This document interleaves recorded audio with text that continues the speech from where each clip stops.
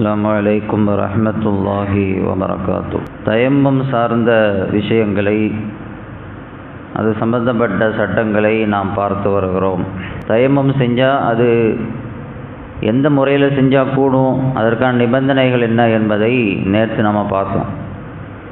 எந்த மாதிரியான நேரத்தில் தயம்மம் செய்கிறதுக்கு நமக்கு அனுமதி உண்டு. எல்லா நேரத்துலையும் தயம்மம் செஞ்சிட முடியாது. மார்க்கம் எந்த நேரத்தில் தயம்மம் செய்வதற்கு நமக்கு அனுமதி வழங்கி இருக்கிறதோ அந்த நேரத்தில் மட்டும்தான் செய்ய முடியும். எப்போ நம்ம தயம்மம் செய்யணும் அப்படின்னா, இயலாத பொழுது தான் தயம்மத்தை நாம் தேர்வு செய்ய வேண்டும். இயலாமை ஏற்படுகிற பொழுது. இயலாமை அப்படிங்கிறனா ரெண்டு முறையில் வரும். ஒன்று, தண்ணி இல்லாமல் இருக்கிறது, அல்லது தண்ணி இருந்தும் பயன்படுத்த முடியாமல் போகிறது. இதுதான் இயலாமை. இந்த ரெண்டில் ஏதாவது ஒன்று தான் நடக்கும்.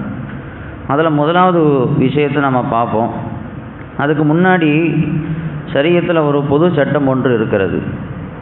அசலான முறையில் ஒரு விஷயத்தை செய்ய முடியாத போது அந்த நேரத்தில் ஒரு மூமின் என்ன செய்யணும்னா, அதற்கு பகரத்தை, அதற்கு ரீப்ளேஸ்மெண்ட்டாக எது இருக்குதோ அதை நாம் தேர்வு செய்ய வேண்டும். அதில் மார்க்கத்தில் நிறைய உதாரணங்கள் சொல்லப்படுது. உதாரணமாக ஒருத்தர் ஒரு பொருளை அபகரிச்சிட்டார், அநியாயமாக பிடுங்கிட்டார். இப்போ மார்க்க சட்டம் என்ன சொல்லுது, அதை திருப்பி கொடுக்கணும் அப்படின்னு சொல்லுது. எந்த பொருளை அவர் அபகரித்தாரோ அது அப்படியோ பழுது இல்லாமல் திருப்பி கொடுக்கணும். இதுதான் மார்க்க சட்டம். இப்போ அவர் எடுத்த அந்த பொருள் அழிஞ்சு போச்சு, தொலைஞ்சு போச்சு, அல்லது அதில் ஏதாவது குறைபாடுகள் வந்துருச்சு, நம்ம கொடுக்க முடியலை. அப்போ என்ன பண்ணணும் அப்படின்னா, அசல் பொருளை கொடுக்க முடியாத போது அதற்கான கிரயத்தை, அதற்கு என்ன விலையோ அந்த விலையை கொடுக்க வேண்டும் என்று மார்க்கம் நமக்கு சொல்லுகிறது. அப்போ அதற்கு பகரத்தை நாம் செஞ்சாகணும். நின்று தொழுகிறது தான் அசல். நின்று தொழுக முடியல அப்படின்னா அதற்கு பகரம் என்ன, உட்கார்ந்து தொழுகணும். அப்போ உட்கார்ந்து தொழுகுதல் அப்படிங்கிற அதனுடைய பகரத்தை அதற்கு பகரமாக நாம் தேர்வு செய்யணும். ஃபர்லான நோன்பை பிடிப்பது ஒவ்வொருத்தர் மீதும் கடமை. ஆனால் வயசான காலத்தில் ஒருத்தரால் நோன்பு பிடிக்க முடியலை அப்படின்னா, என்னால் நோன்பு பிடிக்க முடியல அப்படின்னு அவர் இருக்க முடியாது. அதற்கு பகரம் என்ன சொல்லப்படுதோ மார்க்கத்தில் அதை தேர்வு செய்யணும். அதற்கு பகரம் என்ன, ஃபிதியா. ஒவ்வொரு நோன்புக்கும் இவ்வளோ சதக்கா செய்யணும் அப்படின்னு சொல்லி நோன்பு நமக்கு ஷரியத்தில் சொல்லப்பட்டிருக்குது. அதை நாம் செய்ய வேண்டும். ஜும்மாவுடைய நாளில் ஜும்மா தொழுகிறது தான் கடமை. ஆனால் ஒருத்தரால் ஜும்மா தொழ முடியலை, நோய்வாய்ப்பட்டிருக்காரு, அல்லது பயணத்தில் இருக்கிறாரு. இப்போ ஜும்மா தொழுக முடியல அப்படின்னா எனக்கு ஜும்மா கடமை இல்லை அப்படின்னு அவர் அதோடு முடிச்சிக்க முடியாது. அதற்கு பகரம் என்ன, லுகர் தொழுகணும். அப்போ அந்த லுகரை அவர் தொழுதாக வேண்டும்.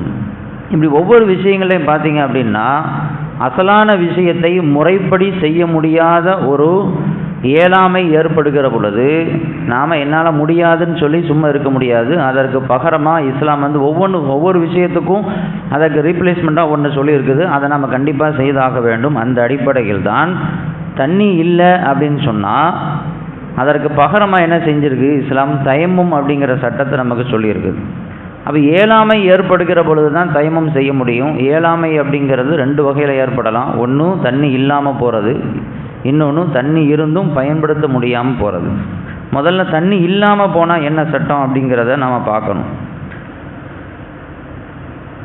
இப்போ ஒருத்தருக்கு தண்ணி இல்லை,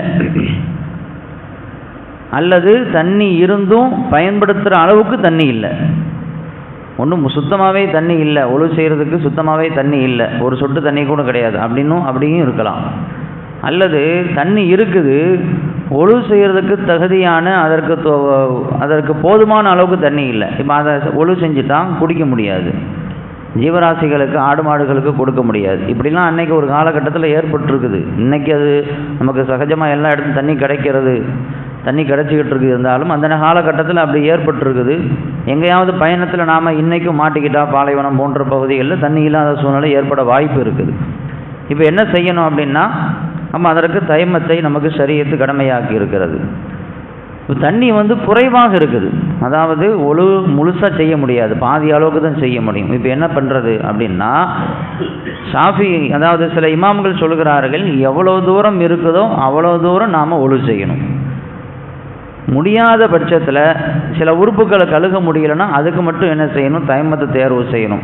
கொஞ்சம் தண்ணி இருக்குதுல்ல, அதை வச்சு முடிஞ்ச அளவுக்கு நீ செய் அப்படின்னு நமக்கு சொல்லுது. ஸல்லல்லாஹு அலைஹி வஸல்லம் அவங்க சொன்னாங்க, இதா அமர்த்துக்கும் பி அம்ரின் ஃபஅது மின்ஹு மஸ்தஃஅதும், எதை நான் உங்களுக்கு ஏவுகிறேனோ அதை கூடுமானவரை செய்யுங்க, முடிந்தவரை செய்யுங்கன்ட்டாங்க. அப்படின்னா என்ன அர்த்தம்? கொஞ்சம் தண்ணி இருந்துச்சுன்னா, கொஞ்சம் தான் தண்ணி இருக்குது, நான் உடனே தயமத்துக்கு போயிடக்கூடாது. என்ன செய்யணும்? முடிஞ்ச அளவுக்கு எவ்வளோ முடியுமோ அவ்வளோ கழுவணும். மீதி இல்லாத பட்சத்தில் என்ன செய்யணும்? நாம் தயமத்தை செய்யணும். சரி, தண்ணி இல்லை அல்லது தண்ணி குறைவாக இருக்குது அப்படின்னா டப்புன்னு தயமம் செஞ்சிடலாமா அப்படின்னா செய்ய முடியாது. அந்த தண்ணியை பெற்றுக்கொள்வதற்கான முயற்சிகளை இறங்கணும், தேடணும். தண்ணி பக்கத்தில் எங்கேயாவது இருக்குதா அப்படின்னு நாம் தேடி, அந்த தேடுதல் நடந்த பிறகும் நமக்கு தண்ணி கிடைக்கலன்னா தான் தயமம் என்ற சட்டத்துக்கு போகணும். என் கையில் தண்ணி இல்லை, நான் உடனே தயமம் செஞ்சிடுவேன் அப்படின்னு நம்ம முடிவு எடுக்க முடியாது. அதற்காக நாம் முயற்சி செஞ்சு தேட வேண்டும். சரி, எவ்வளோ தூரம் தேடுறது? நம்ம பாட்டுக்கு தேடிக்கிட்டே இருக்கிறதா? 10 கிலோமீட்டர் 20 கிலோமீட்டர் தேடிக்கிட்டே இருக்கிறதா? அப்படி தேடினா அடுத்த வக்து தொழுகை வந்துடும். அப்போ எவ்வளோ தூரம் தேடுறது அப்படிங்கிறதுக்கும் நமக்கு ஷரியத்து நமக்கு அதற்கான அளவுகோலை நமக்கு சொல்லி தந்திருக்கிறது. அபூ ஹனீஃபா ரஹ்மத்துல்லாஹி அலைஹி அவர்கள் சொல்கிறார்கள், 300 மீட்டர் அளவுக்கு நம்ம தேடணும். குறைஞ்சபட்சம் 300 மீட்டர். அதாவது அவங்க என்ன அளவு சொல்கிறாங்க அப்படின்னா, 400 ஸ்டெப்பு தேடணுமா. கால் நடந்து போகிறோமா இல்லையா, 400 ஸ்டெப்பு அளவுக்கு தேடி ஒருத்தருக்கு தண்ணி கிடைக்கலன்னா தான் தயமும் செய்யணும், இல்லைன்னா தயமும் செய்யக்கூடாது. உதாரணமாக அளவுகோல் நம்ம பார்க்குறதா இருந்தால் 1300 ஸ்டெப்பு வச்சா 1 கிலோமீட்டர் அப்படின்னு சொல்லி அளவு சொல்கிறாங்க. 1300 ஸ்டெப் வச்சு நடந்தால் 1 கிலோமீட்டர் அளவுக்கு நம்ம கடந்து போயிட முடியும். இப்போ 400 ஸ்டெப்பு அப்படின்னா 300 மீட்டர் கடந்து போகணுங்கிறாங்க. அதாவது 1 கிலோமீட்டரில் 3ல் ஒரு பகுதி கடந்து போய் முயற்சி பண்ணி அதுக்கு பிறகு தண்ணி கிடைக்கலன்னா தயமும் செய்யணும். ஷாஃபி ரஹ்மத்துல்லாஹி சொல்கிறாங்க 6000 ஸ்டெப்பு நடந்து போகணுமா. 6000 ஸ்டெப்பு அப்படிங்கிறது 4.5 கிலோமீட்டர். 4.5 கிலோமீட்டர் போய் நம்ம சுற்று பகுதியில் 4 கிலோமீட்டருக்குள்ளே தண்ணி எங்கேயாவது கிடைக்குதான்னு பார்க்கணுமா. அப்படி தேடி அதுக்கு பிறகு தண்ணி கிடைக்கலன்னா தான் தயமம் செய்யணும் என்று இமாம்கள் நமக்கு சட்டத்தை சொல்லியிருக்கிறார்கள். சரி, அப்படி தண்ணி கிடைக்கல உடனே தயமம் செஞ்சிடலாமா? அதுவும் முடியாது. என்ன செய்யணும்னா, யார்கிட்டையாவது வாங்க முடியுமா அப்படின்னு சொல்லி முயற்சிக்கணும். காசு கொடுத்தாவது தண்ணியை வாங்க முடியுமா அப்படின்னு நாம் யோசித்து பார்க்கணும். அதுக்கு வழி இருந்துச்சுன்னா அதை நாம் செய்யணும். அதுவும் கூட நியாயமான விலையில் விற்கப்பட்டால் அந்த தண்ணியை வாங்கணும். ரொம்ப தண்ணி இல்லை அப்படிங்கிறதுனால அநியாயமாக விற்கிறாங்க. ஒரு பொருள் டிமாண்ட் ஏற்படும் பொழுது என்ன செய்வாங்க, விலையை அதிகமாக வச்சு விற்பாங்க. அந்த மாதிரி இல்லாமல் நியாயமான விலைகளில் தண்ணி கிடைக்குது, அல்லது நம்ம வாங்குறதுக்கு தேவையான பணம் காசு நமக்கு எக்ஸ்ட்ரா இருக்குது அப்படின்னா அந்த நேரத்தில் வாங்குறதுக்கு முயற்சி பண்ணணும். அல்லது யாராவது நமக்கு அன்பளிப்பாக தருவாங்களா அப்படின்னு சொல்லி அதுக்கும் நாம் வழிகளை தேடணும். இப்படிலாம் தேடி அது முடியாத பட்சத்தில் தான் நாம் தயமம் செய்ய வேண்டும் என்று சொல்கிறது மார்க்கம். இதெல்லாம் நமக்கு எதை உணர்த்துது அப்படின்னா, தொழுகையினுடைய முக்கியத்துவத்தை நமக்கு ஷரியத்து இதன் மூலம் நமக்கு உணர்த்துகிறது. எனக்கு ஒழு செய்ய தண்ணி இல்லை, நான் தொழ மாட்டேன், தொழ தேவையில்லை அப்படின்னு ஒருத்தர் உட்கார முடியாது. அதற்கு மாற்று வழிகளை தேடியாவது தொழுதாக வேண்டும். தொழுதாக வேண்டும் அப்படிங்கிற அந்த தொழுகையினுடைய முக்கியத்துவம் நமக்கு இங்கே உணர்த்தப்படுகிறது. ரெண்டாவது, கூடுமானவரை ஒரு மூமின் முயற்சிக்க வேண்டும். எந்த விஷயத்தையும் முயற்சி செய்யாமல் என்ன செஞ்சிடக்கூடாது, விட்டுறக்கூடாது, முயற்சி செய்யணும். தொழுகிறதுக்கு கிபிலா டைரக்ஷனை பார்த்து தொழுகிறது கடமை. கிபிலா டைரக்ஷன் மாற்றி தொழுகக்கூடாது. ஆனால் பயணங்கள் இருக்கிற பொழுது, வெளியூரில் இருக்கிற பொழுது நமக்கு கிபிலா தெரியாது. அப்போ என்ன செய்யணும்? கிபிலா தெரியாது, எங்கேயாவது பார்க்க தொழுகலாம் அப்படின்னு கிடையாது. என்ன செய்யணும்? முடிஞ்ச வரைக்கும் எது கிபிலா அப்படின்னு நம்ம தேடணும். இன்னைக்கு நிறைய ஆப்லாம் வந்துருச்சு, கிபிலா டைரக்ஷனை கண்டுபிடிக்கிறது ஆப் வந்துருச்சு, அதை வச்சு கண்டுபிடிக்கணும். அதுவும் இல்லைன்னா 4 பேர்ட்டையாவது விசாரிக்கணும். இந்த மாதிரி கிபிலா டைரக்ஷன் எனக்கு தெரியல, எந்த பக்கம் சூரியன் மறையும், எந்த பக்கம் சூரியன் உதிக்கும் அப்படிங்கிறத சொல்லுங்க அப்படின்னு சொல்லி என்ன செய்யணும்? யார்ட்டையாவது கேட்கணும், அல்லது நாம் ஆராய்ச்சி செய்யணும். இதெல்லாம் பண்ணி அதுக்கு பிறகு நாம் தொழுகணும் அப்படின்னு சொல்லி ஷரியத்து நமக்கு சொல்லுகிறது. அப்போ கூடுமான அளவும் முயற்சி செய்யணும். முயற்சி செய்யாமல் நாம் என்ன செய்யக்கூடாது, ஒரு காரியத்தில் இறங்கக்கூடாது அப்படிங்கிறத ஷரியத்து நமக்கு இதன் மூலம் உணர்த்துகிறது. தொழுகையில் நின்று தொழுகிறது நமக்கு ஃபரல், கடமை. நின்று தொழுக முடியல அப்படின்னா என்ன செய்யலாம்? உட்கார்ந்து தொழுகலாம். இந்த உட்கார்ந்து தொழுகிறது கூட என்ன செய்யணும்? நிற்க முடியல அப்படின்னு சொன்னால் கீழே உட்கார்றது தான் முயற்சிக்கணும். கீழே உட்கார்றது தான் அதனுடைய அடுத்த ஸ்டெப்பு. கீழேயும் உட்கார முடியாத பட்சத்தில் தான் சேருக்கு நம்ம போகணும். எடுத்தவொடனே சேருக்கு போகக்கூடாது. கீழே உட்கார முடியுமான்னு நம்ம முயற்சிக்கணும். கீழே உட்கார முடியாத போது சேரை பயன்படுத்தணும். அந்த சேரில் உட்காரும்போது கூட ஏதாவது ஒரு ஒரு அமலை நாம் நின்று செய்ய முடியுமான்னு முயற்சிக்கணும். நின்று தொழ முடியும்னா நின்று தொழணும். சாதாரணமான முறையில் ருக்கு செய்ய முடியும்னா ருக்கு செஞ்சிடணும். சஜிதாவுக்கு கீழே போய் சஜிதா செய்ய முடியும்னா சஜிதா செஞ்சிடணும். எது முடியுமோ அதை நாம் முயற்சிக்க வேண்டும்.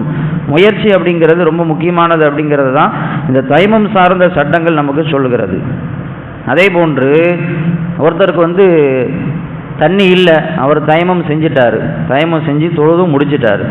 முடித்த பிறகு தண்ணி கிடைக்குது. இப்போ தண்ணி கிடைச்சிருச்சு அப்படிங்கிறதுனால ஏற்கனவே தொழுத தொழுகையை திருப்பி தொழுகணுமா அல்லது இதுவே போதுமானதா அப்படின்னு கேட்டால் திருப்பி தொழ வேண்டிய அவசியம் இல்லை.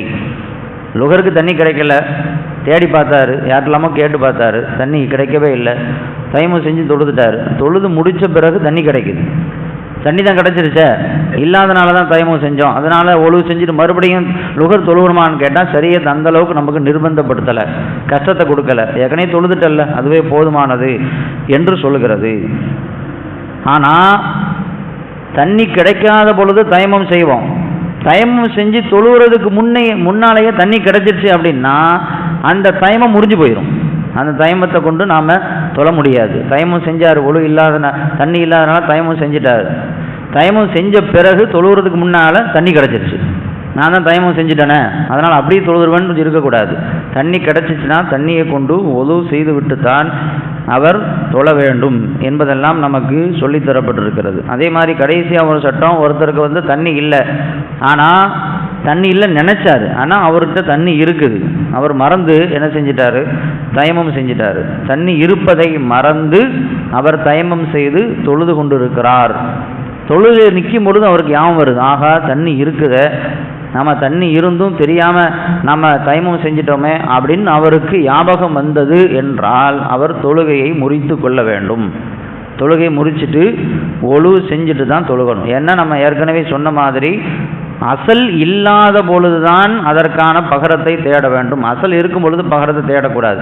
தண்ணி கிடச்சிச்சில்ல, அவர் தொழுகையை முறிச்சிட்டு ஒழு செஞ்சுட்டு அதுக்கு பிறகு தொழுகணும்னு சொல்லுது. ஆனால் அதே சமயத்தில் தயமம் செஞ்சு தொழுகெல்லாம் முடிச்சிட்டார். முடித்த பிறகு அவருக்கு தெரியுது, ஆக நமக்கு தண்ணி வச்சுருக்கோமே, தண்ணி இல்லை நினச்சி தயமம் செஞ்சு தொழுது முடிச்சிட்டோமே, இப்போ அந்த தொழுகையை மீட்டணுமா அப்படின்னு கேட்டால் தொழுகையை மீட்ட வேண்டிய, திருப்பி கதா செய்ய வேண்டிய அவசியம் இல்லை. இப்படிலாம் நமக்கு தயமம் சார்ந்த விரிவான சட்டங்களை நமக்கு இஸ்லாம் ஷரியத் நமக்கு வகுத்து கொடுத்திருக்கிறது. அல்லாஹ் ரப்புல் ஆலமீன் புரிந்து கொள்ளும் அருளை தருவானாக. வ ஆகிரு தஅவானா அனில் ஹம்துலில்லாஹி ரப்பில் ஆலமீன்.